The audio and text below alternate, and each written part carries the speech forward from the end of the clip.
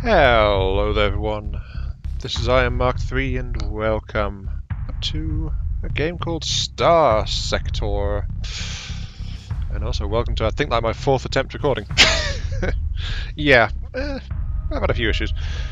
But hey, it's a game that's still in active development and it's not fully released yet, so, you know, there's going to be some issues.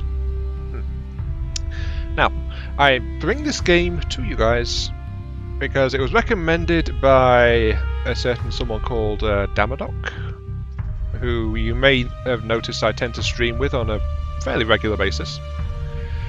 And he sold it to me by saying it's like Kenshi but in space.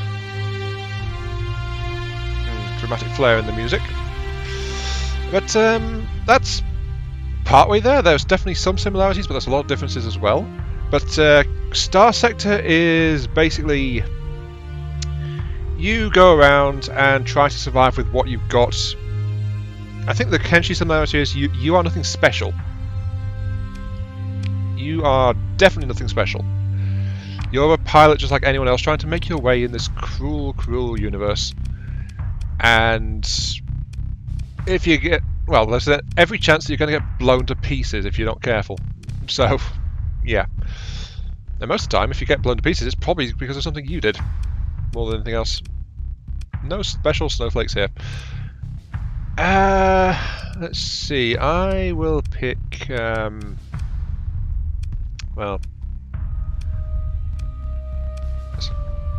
one thing I like about this game already is like there's a massive number of portraits. Most games don't give you this many, but Starsector does a lot of effort in trying to ground itself in its universe building.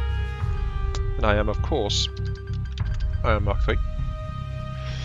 Normal sector size, mixed age, sure. So generic in that response. I'll turn off the help pop-ups because I've done the tutorials, and then I've done a few recording attempts, as I mentioned, and I've also been just idling on this game as well. And it's like I'm okay with coming back to this game and just like mucking around. I've not got that deep into it because, for some strange reason, I keep dying.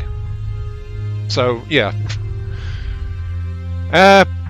usually due to my own fault, but it's like mistakes in this game can set you back massively, if not outright kill you. But yeah, so I'll turn on Iron Man mode as well. So can't quit without saving or loading a save.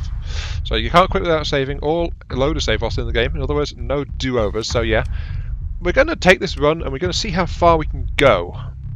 I don't have an end goal or anything like that. It's just like, yeah, see how we do. So normal, mixed, continue. So my most recent occupation was... I could go into a combat kind of start, but unless you take an accelerated, like well, it says get a cruiser if you do a salvage expedition, or a small force led by a Hammerhead class destroyer. Honestly, these aren't fast starts as such. It's just they give you a bigger hull compared to the other ones. Then freelance is random but roughly equivalent to these. But I tend to go with the Scavenger because it gives me a Wayfarer class combat freighter, which is a nice general purpose little ship, and it's actually really small. Then, in addition, my fleet includes either a Kite class shuttle with a experienced subordinates. I've never tried this one, but a Kite class is really small, really short range, not very strong, but I think the benefit of this one is it'll give you a hero character with you. Oh, sorry, not a hero character, an officer. There are no heroes in this game. Yes. But the other option is a Shepherd class drone tender with a cargo of heavy machinery. There's a lot of stuff in this game that the tutorials don't actually tell you, so that's one of the advantages I've got going into this recording session, having actually played around a bit. I've figured a few things, I've looked up a few things. It's like I've got some odd scraps of knowledge that help me get by. But here we go, Shepherd class drone tender and 20 heavy machinery, and I'll play on normal, which means there's no penalties or bounces anywhere. Easy is like you take 25% less damage, I have more sensor range, and I get 50% more salvage, which is actually pretty huge. But I'm okay with lean times coming into this. It'll add to the story, I suppose. Now, we can skip the tutorial and just start randomly. Or... here comes the music again. that flourish the music does. It's actually much louder than the music in general in the menu, so... look at that carrier just wandering past in the background.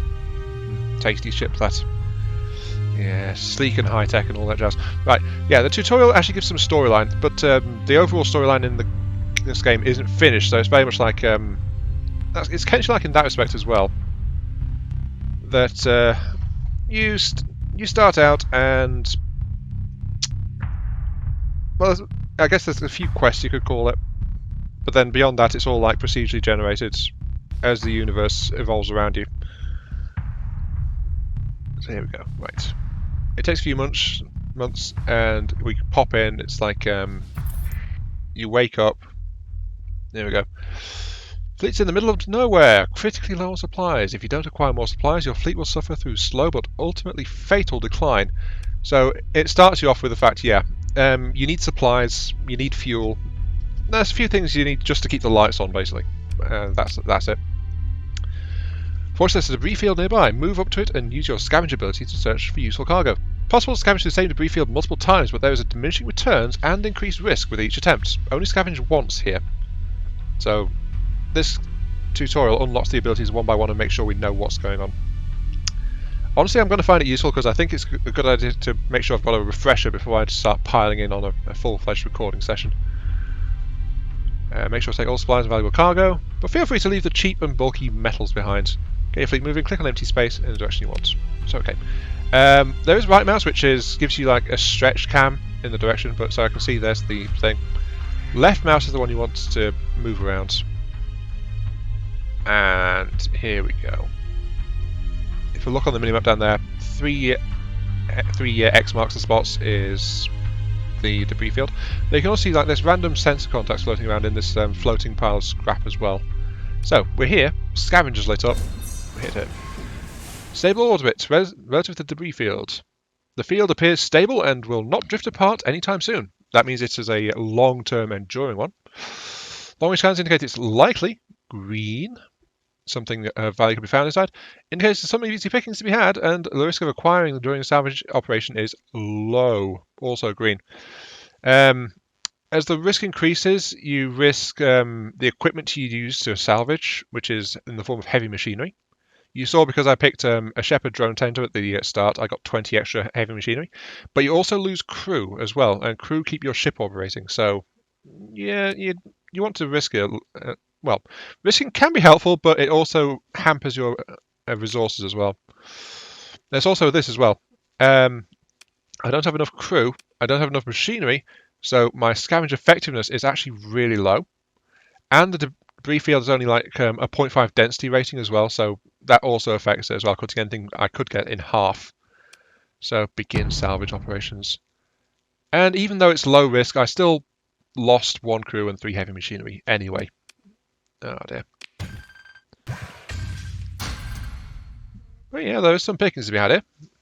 Let's see, we've got 32 supplies, 3 fuel, 10 heavy machinery, so I lost 3 but I gained another 10, and 17 metal, which it said we could leave behind, but I might as well haul along unless I get something better to fill my cargo space, which is all down here, by the way.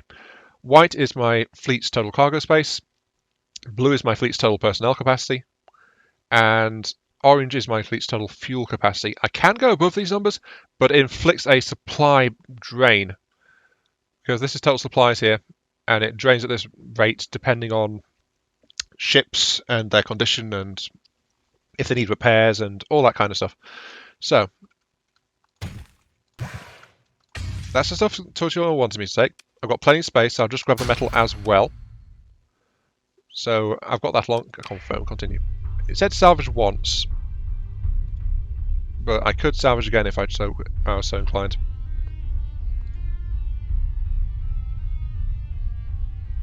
Oh wait, press F5 for a quick save, yes. That's another thing, by the way. The autosaves in this game are few and far between. So, I'd actually forgotten that, but F5, gotta remember. Pirate fleet's approaching. First, you'll spot it as a sensor contact, then as an unidentified fleet, then when it gets very close, you'll see its true colours. So, continue. Don't worry, the pirate ship isn't a shoddy rust bucket. They often are, though pirates have their own versions of a lot of ships in this game, actually, that perform slightly differently to the standard ones. Normally they're faster, and they have makeshift weaponry built in and stuff like that, so, yeah. You'll see it eventually. But they're normally in a terrible state. Here you go. Yeah, combat is expensive, especially if there's no bounty on the enemy you fight. Deploying ships into battle reduces their combat readiness, and recovering combat readiness consumes supplies. Battle damage can cost even more supplies to repair. However, fighting is often necessary to survive. Wait for the pirate fleet to approach and then defeat them. So let's see what the tutorial throws at us. It's I only played this tutorial once, and that was back when I first tried to record, so I've forgotten. Ah, a combat freighter? Yeah, combat freighter, Cerberus class. But if I press F1, I can get more detailed information. Yeah, so we can see all the stats here. It's not actually got any faults on it. It's got some reinforced hull, looks like. Flux systems. It's got a thumper, a light assault gun, and twin Vulcans, so it's pretty well armed, and it's not the rust bucket I was promised. The game lied to me. Ugh. Pirate ship maneuvers to prevent you from disengaging easily. Does not appear to be certain of your identity. Any hostilities will have a reduced impact on your reputation. Yes, if you openly fight someone, it affects your reputation with that faction, and that includes the pirates and things. So if I was to fight pirates and they knew who I was, then my reputation with the pirates would go down for some strange reason. But I can attempt to run, I can move into fight, or I can try to contact them. Did the headsman send you to do this errand for them? Come to collect the bill? He seems to have confused me with someone else, but there was no options there, just cut the call link. So, it's to engage, move to engage. And this lets me choose my flagship if it's different from the one that I want. So I could transfer my flagship to the Shepherd, but honestly the Wayfarer is the much stronger ship anyway, so I want to be in that one. Now, what do I deploy? I'm going to deploy everything because I'm not confident in my abilities generally, so yeah, deploy. And here we go. This is the tactical control. If I come out of this I go into directing, but I can just hit space to unpause during this, so here we go. Here I can give orders to my main fleet and things like that, but there's the enemy. I'll tell my Shepherd to attack him directly. So just go, go, go. I could issue orders and then just watch through a video camera, but I was playing that for a while, and honestly, I'm okay with controlling a ship nowadays. It's a game that's improving. It's just I was really bad at it at the start. So if I come out of this, I will be in control of my Shepherd. That said, though, I don't like controlling the guns mostly, so I'm actually going to toggle them off. The guns are down here in the bottom left. So yeah, let's unpause it and get started. As you can see, I've got a shield. I'll press R to lock on. And my guns are on auto. I prefer to do it this way. It's like I have the weapons on auto, so the ship will use them as required. Oh, apparently it seems the enemy doesn't have a shield, really. Let me turn so my ion cannon can get involved on this. I'm sure that'll help, yeah. Definitely a rust bucket, jeez. Okay. Yeah, it's actually on paper the ship looked like it was actually decent, but in practice it's actually doing really badly. Apart from the fact my Shepherd lost one of its drones. Oh well. Relationship reduced by 3. Pick up some credits from the CPU cores that are still active in the wreckage, and then we can pick through and salvage. So, what have we got? We've got some supplies, some fuel, a piece of machinery, some metal, and we've got a Vulcan cannon. So we found a weapon as well.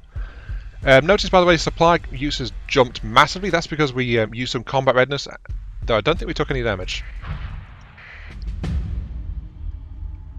There we go. Leveled up, level 2.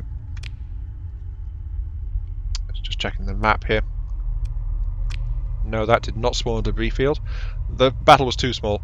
But larger battles, they can spawn like derelict ships drifting around, they can spawn debris fields that are temporary, that kind of stuff. So yes, quick save. And continue. Normally you get 1 character point with each level up, but you get an additional 3 points at the start of your campaign. You can spend character points to increase aptitudes and skills. For each aptitude governs a set of skills, and the maximum level of skills is limited by the level of the governing aptitude. Don't worry, I'll show you this in a second. The maximum level you can reach is 50. Once character points are spent, they cannot be refunded. So you can't max everything out. So you want to pick and choose a little bit. And honestly, there's a bunch of skills. Press C to open your character interface. So here we go. Level 2, we've got 4 points, and here we go. Each of these skills are 3 levels with similar effects, though each level has individual effects. So yeah, like this one here, Helmsman. Level 1, 50% acceleration on the ship I pilot. Level 2, boosts my top speed by 10%. Level 3, 0 flux speed boost activated at up to 1% flux. Flux is like an energy charge your ship builds up through doing things or taking damage. If your ship takes too much flux, then your ship overloads and actually is disabled for a short time, so you have to watch that. It's something you have to be aware of. But if you don't have any flux, then you actually get a speed boost.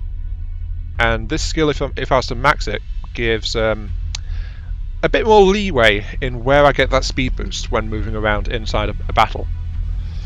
So individual skills take a point each, and then I need a point each to raise my aptitude, which are these things at the side here. If I spend a point in one of these, then it'll be level 1. Then I can any of the skills in that set I can set to level 1 as well. I just can't set any skills to level 2 until I increase the aptitude to level 2 as well. So that's the trick. And honestly, my preferred start, well, I think I want to do is I'm operating as a salvager, right? So the salvage skills are down in the industry set down here. There's 2 skills related to that, but there's all sorts of useful skills all over the place, like navigation. If I get that to the 3, I get increased burn level, so my fleet moves faster. Increases the bonus from sustained burn, which is something that we'll unlock in a bit, and gives an ability called Traverse Jump, which allows me to jump into a system through a nascent gravity well, or directly from the system into hyperspace at any point. So if you unlock certain skills, you get certain abilities as well. But I'm going to play Salvager, so 2 points into industry straight away. Actually reset the change. 1 point right now, and as I said, there's 2 skills. Recovery operations is mostly related to getting ships after you fight them. So that one is, yeah, it's really if you fight and defeat opponents. If you're just going out salvaging things, then only level 3 in recovery operations really has much use, because that's recovered ships have fewer damage mods on average, so that helps. It also boosts fuel salvage too. But this salvaging here, extra resources from abandoned stations and derelicts, also gains an ability called Remote Survey, which is preliminary survey on all nearby planets without having to go near them. But if I boost level 2, then extra 30% resource and rare items from stations and derelicts. And that's kind of what I'm going to be doing, so confirm that. Shortly after dispatch, you receive a type beam communication with the system's main inhabited world, Ankara. The message is brief and asks you to travel there and contact Station Commander Ganymede as soon as possible. Continue. Let's stay in course. You don't need to do this to travel, but it helps keep track of where you're going and how long it'll take to get there. After dismissing this dialog, press E to open the intel screen, and you can view the message you received. Select the message and click Show on Map button to open the map sent directly on Ankara. Then left-click and hold on the planet and select Lay in Course from the menu that pops. Alternatively, you can just right-click. So it gives you the detailed version, then says, by the way, or you could just hit a single button. So yeah. Also press tab to bring up the map and locate uncaring manually. So yeah, you can find stuff directly through the map, but in this case it's giving us extra stuff because it's actually an intel tip we've got pointing us that way. So intel is this one. So stabilize the jump points, new, show on map, centered on Ankara, yep. Or I can just bring up tab, and there's Ankara right there, and just right click. And that's all there is to it. And my fleet will start flying. Down here we've got some course info, like how long it'll take, how far away it is. Fuel use is negative because we don't actually burn fuel in system. That's for system to system travel. Yeah, Ankara's pretty far away. It'll take a while to get there at this rate. The sustained burn ability is used for long distance travel. Activate it or briefly stop the fleet and reduce its acceleration to minimum. But the maximum burn level will be much higher. It is much higher. A sustained burn can be interrupted by other fleets activating an interdiction pulse. So interdiction pulse disables any active movement boosters on a fleet. Well, any fleet within range. It's got a big range. It just has a wind up on it. The tutorial doesn't actually teach you to use an interdiction pulse, I don't recall. But yeah, activate the sustained burn, and then you can also hold shift to accelerate time as well. So here it is. Increases maximum burn level by 100%, which is this bar here. Currently it's 9. And now it goes all the way up to 18. Due to a theoretical limit... Oh, we're at 17 actually. Oh, we're in a nebula, I think. Yeah, there it is, 18. Nebula slow you down. The game goes up to 20. 20 is the absolute maximum you can get. So that's one thing to be aware of, and it's something the game doesn't tell you. Also, your fleet moves as fast as the slowest ship in it. So that means to get the maximum possible of 20, as long as you keep your ships at 10 or higher in how fast they can move, then you can just go like the clappers, and it's very useful. At least until you get bigger ships, because the bigger stuff is slower. Your fleet's getting closer to Antalya, which is controlled by the Hegemony, a major militaristic faction in the sector. While in Hegemony space, a fleet is required by law to identify itself by keeping its transponder turned on. This view shared by most, though not all, major factions. The major factions, by the way, are NPC factions in the centre of the galaxy. They have quote-unquote civilized their space, but they tend to skirmish among themselves quite a lot. And they have very different viewpoints on things too. Turning transponder makes your fleet highly visible, and everyone seeing it will know who you are, unlike that pirate fleet you fought earlier, which you had to get very close to positively identify. Keeping your transponder on is a crippling disadvantage in hostile space, but as we're getting close to port and we'd like to dock there, it's a good idea to turn it on. Activate transponder. Get close to both to avoid unwanted attention from patrols and to receive docking clearance. Yeah, you can sneak into a port that's unfriendly if you don't have your transponder on, but most places, they like an official colony, they won't actually trade properly with you unless you dock with the transponder active so they can identify you. Yeah, since turning it on and off has major consequences, it requires a double tap to turn it on and off, once to prime it and once more to finish. So here it is. 1, 2. Something it didn't tell you there, by the way, is transponder actually gives you a bonus 1000 to your fleet's sensor resolution and lets you detect things further away. So it's not just that other stuff can detect and identify you, you can detect other stuff a lot more easily as well early on. So there are benefits to having it on in hostile territory, as long as you remember to turn it off when you're trying to avoid something. Right. Identification calls transmitted by the transponder, and you are granted docking clearance, so we can trade and do everything. But yes. By the way, all these commands and things in the planets are randomly generated each time. So if you were to do this yourself, you're not guaranteed to get an Orion Ganymede. You get someone at random. You connect to the local comm directory and browse the public and otherwise known listings. Transmit the comms ID and wait for the system to establish connection.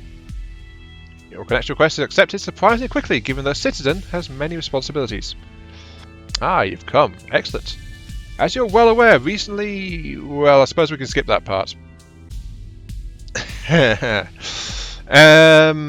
I'm not going to skip that part because there is actually some story here. So use a refresher. Because remember, we woke up in deep space, so technically our character doesn't know this stuff. But, you know, it's interesting stuff. Experiments on the dormant gate in the system, trying to connect it back up to the domain's gate network. Promising experiments, or so we thought, until an energy pulse we expected would get a response from the gate to destabilise the jump points leading into the system, cutting us off from the rest of the sector. Whoopsie. It's rather like how the sector is cut off from the domain, writ small. The stars have a sense of irony, do they not? Yes, indeed. Right, so the domain is the human empire in general. We are in an isolated section called, which is why it's Starsector. We're in a sector which has been cut off, and then these guys have done it again and cut their system off from the sector, which is cut off from the domain. So, whoopsie indeed. As you can see here, the miners of Derinkuyu Station, which is also located in the system and was operating near a subsistence level, were hit the hardest. They turned to piracy, intercepting one of the last food shipments to come in. Out of desperation, no doubt, but there were deaths, and they put themselves well outside the law. Their leaders know that if the jump points are stabilised and the system is once again part of the sector, they can look forward to a life sentence at a penal colony at the absolute best. So they turned pirate.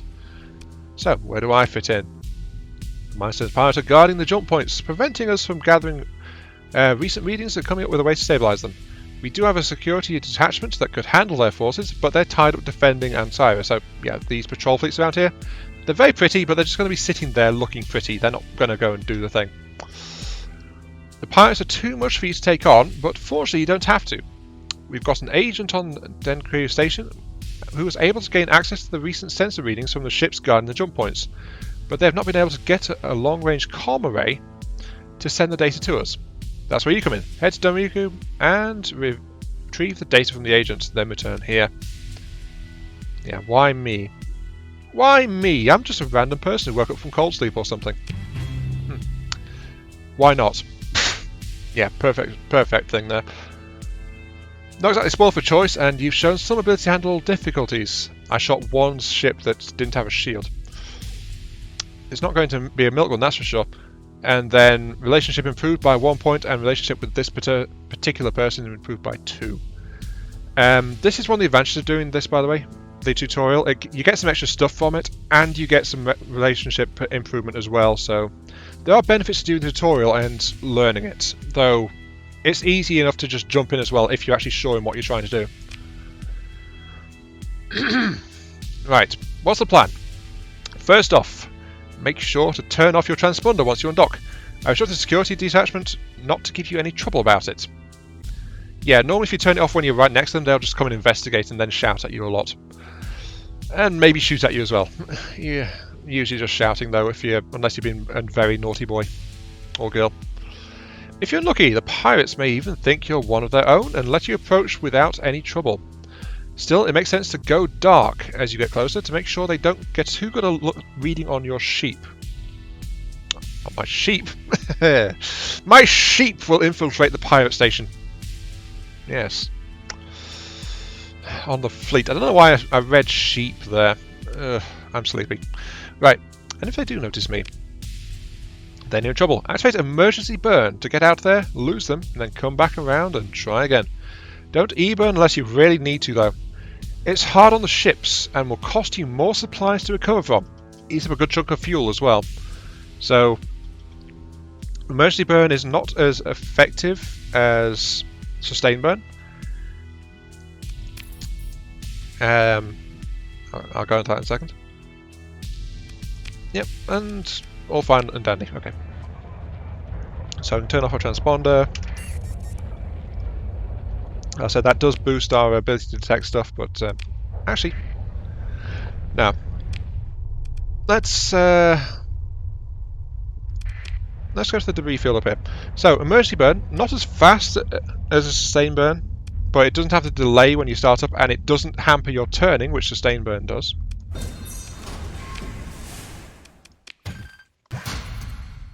Good stuff. Thank you. And it's also, it overrides everything else. So as long as it's active, you can't switch to sustain burn, you can't activate any other abilities, that kind of thing. so that's something to watch out for. But yeah, it also reduces your sensor range and increases the range at which fleet can be detected, so it's obviously trying to run away. It also consumes some fuel and some supplies, so it burns some material as well, but it's an emergency acceleration kind of thing. Oh, I'm really close actually. So I should probably go dark, which is this. Reduces detection range and maximum burn by 50%, so it cuts your speed in half, but they have to be at half the distance to spot you as well. So just sneak up on the pirate station. Very, very slowly as I hit the pause button like an absolute jackass and save because we've hit the half-hour mark. Ha ha! Suspense! Will Iron Mark III make it into the pirate station? Will he meet the contact? Will he make it out alive? Probably yes. It's very unlikely things are going to go wrong because there's not seen any hostiles around here. But as I said, that's actually episode time, so we'll pick this up in the next part. This is Iron Mark III. Thank you all very much for watching, and I'll catch you all some other time as I continue to make sure that I save regularly this time out. See you all later.